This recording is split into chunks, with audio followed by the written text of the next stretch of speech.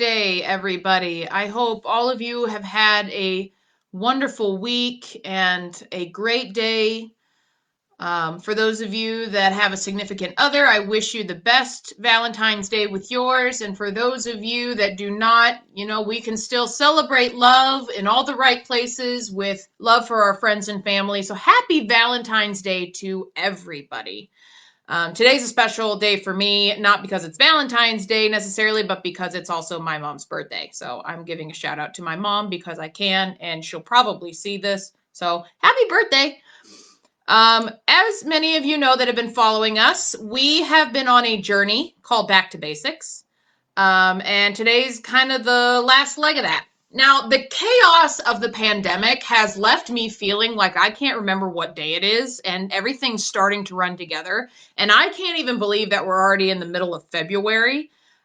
This coming week is Ash Wednesday, and for many denominations in the Christ-following tradition, that is the starter to the season known as Lent. So today we're going to finish up working on our journey of Back to Basics and use what we've learned over the last several weeks and today and apply that as we go into the season where we start to focus on the Easter story and what all went in on it. We have been talking about building on a sturdy foundation by knowing the basics. Now, although we've looked at several topics in the last few weeks, the topics we have looked at barely scratch the surface of basic principles within the Christ-following world and tradition. Today, we're going to look at humility, not hypocrisy. Now, many of you might be wondering, why do we need to look at humility? Why is that something that needs to be revisited? Shouldn't humility be this common sense practice, especially to those of us in the Christ-following tradition? Well, the easy answer is yeah, of course it should be, but unfortunately it's not. Being humble means having or showing a modest or low estimate of one's own importance. Now, that doesn't mean that each one of us are not important. But what it means is you don't go around boasting of your importance or making yourself above everybody else. Often we forget that we can be proud of who we are, proud of our faith, proud of our accomplishments, proud of our life. We can want to share our faith with others and our belief with others. And we can do it in a way that's not arrogant. How many of you have ever heard or are guilty of saying Christians are arrogant because they claim they're always right? Christians or Christ followers are arrogant because they claim others are wrong. Christians or Christ followers are hateful because they say they promote love but won't serve certain people. Christians are hypocritical as they say they offer grace and forgiveness, yet they hold grudges or look down on others because of their past. Unfortunately, these thoughts plague our faith, and it's because there are groups of people that have promoted these issues. But just like within any organization, you're going to have a few rough examples. We have the option of refocusing that idea and redemonstrating that idea of humility and practicing it in the way that we are taught in our Holy Scriptures. Jesus demonstrated humility in the way that he acted and ministered. He never took the fact that he was 100% divine for granted. He lived a very humble life filled with serving others until God called him home. Jesus demonstrated that nothing was beneath him. He demonstrated that nothing was beneath us. In fact, there is no job or person that is beneath us. Jesus did not sit there and let others do jobs that he thought he was unworthy of. He did the jobs that others would not have considered even doing. He humbled himself to wash the feet of his disciples. Humility means that service isn't done for the worthy or the deserving. None of the disciples were worthy of Jesus' service, especially Judas, whom Jesus knew was about to betray him. But it didn't stop him from demonstrating the message that he constantly taught. not just saying one thing and doing another. Today, we're going to look at a passage from the Gospel according to Matthew chapter 23, verses 1 through 12, for a little more instruction or understanding of what humility is. Then Jesus said to the crowds and to his disciples, the teachers of the law and the Pharisees sit at Moses' seat. So you must be careful to do everything they tell you, but do not do what they do, for they do not practice what they preach. They tie up heavy, cumbersome loads and put them on other people's shoulders, but they themselves are not willing to lift a finger to move them. Everything they do is done for people to see. They make their phylacteries wide and their tassels on their garments long. They love the place of honor at banquets and the most important seats in the synagogues. They love to be greeted with respect in the marketplaces and to be called rabbi by others. But you are not called to be, or not to be called rabbi, for you have one teacher, and you are all brothers. And do not call anyone on earth father, for you have one Father, and he is in heaven. Nor are you to be called instructors, for you have one instructor, the Messiah. The greatest among you will be your servant, for those who exalted themselves will be humbled, and those who humble themselves will be exalted.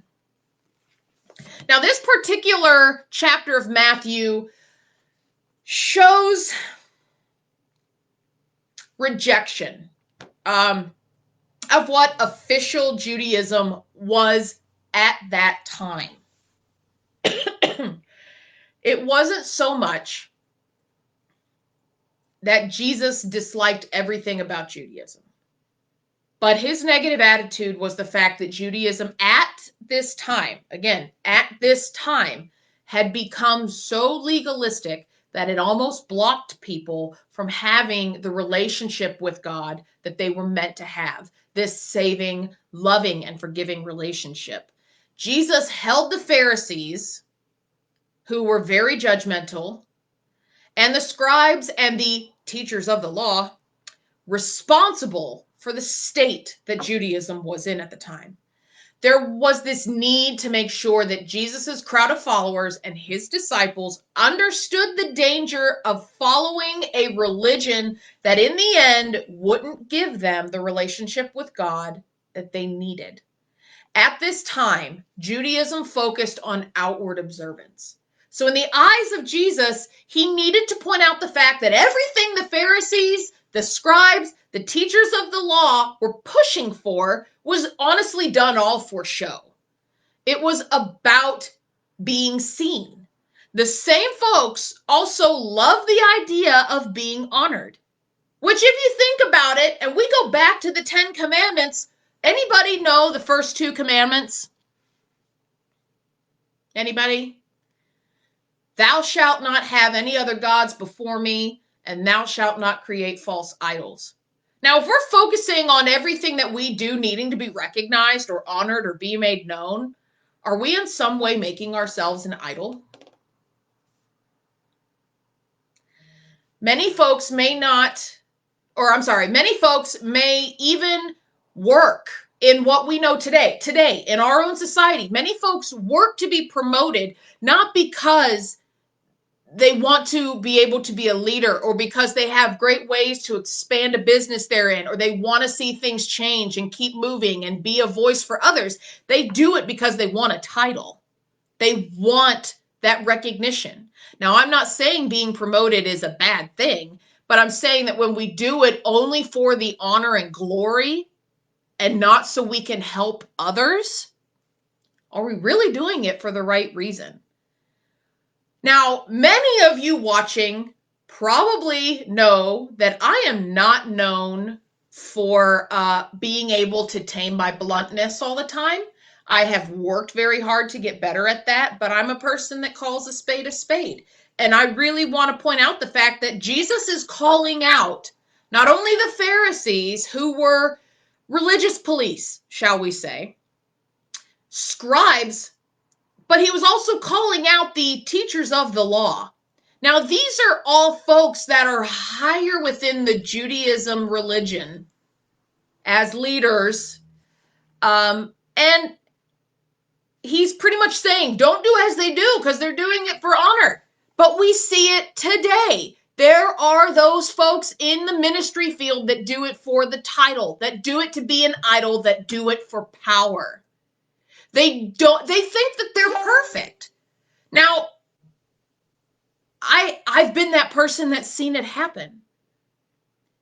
And I have tried very, very hard, especially over the last several years, to live my life trying to follow Christ's example of humility, constantly reminding myself that he called me into this field knowing I was broken, knowing that somehow through my brokenness, I might have a shot at reaching somebody else to let them know they're not alone, to let them know that they are beautiful in their brokenness.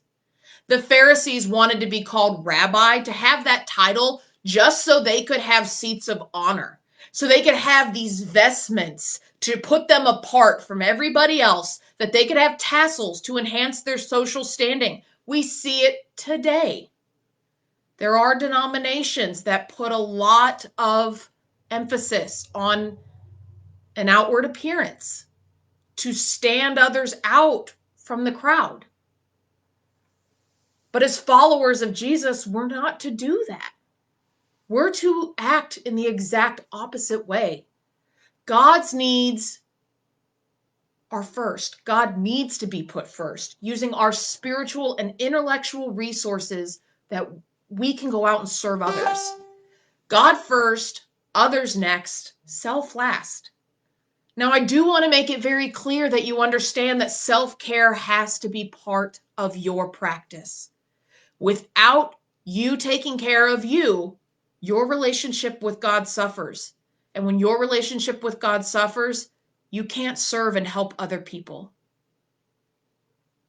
All of us, brothers and sisters in Christ, are equal. And we are equal in God's eyes when we stand before him. The way for us to stay away from egos is to remember that we are to be humble in all that we do, in our relationship with God and in our relationship with others. We are to remember that we are not above others. We are to remember that serving others means we're serving God. We are to remember that we have to try our best to lead the life Christ demonstrated and taught, not talking a talk, then walking a different walk. Yes, we're all going to make mistakes. Yes, it's part of our journey and it's part of who we are if you choose to learn from them. But part of your humility is also accepting the consequences of your actions and being accountable for what you choose to do. We have a chance to always make it right in some way. We are to be humble, practicing humility, not hypocrisy. Just a little something for us to ponder today. I hope each and every one of you have an amazing week ahead. May God bless you and continue to use you to serve others. Remember that in your brokenness as a human being, you are beautiful in your own right. Because if you were to take the broken pieces of your life, rearrange them, and add a little splash of color, you've got a pretty beautiful stained glass. Have a great week, everybody.